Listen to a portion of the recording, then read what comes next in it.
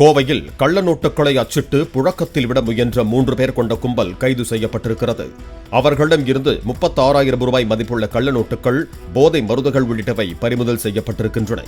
கைதானவர்களில் ஹக்கீம் என்பவர் 1998ஆம் ஆண்டு நிகழ்ந்த கோவை குண்டுவெடிப்பு வழக்கில் 64வது குற்றவாளியாக சேர்க்கப்பட்டு நீதிமன்றத்தால் சிறை தண்டனை விதிக்கப்பட்டவர் என்பது விசாரணையில் தெரியவந்துள்ளது.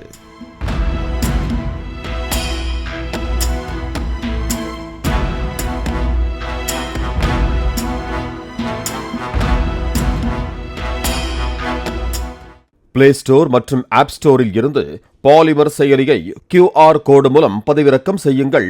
செய்திகளை உடனுக்குடன் பெறுங்கள்.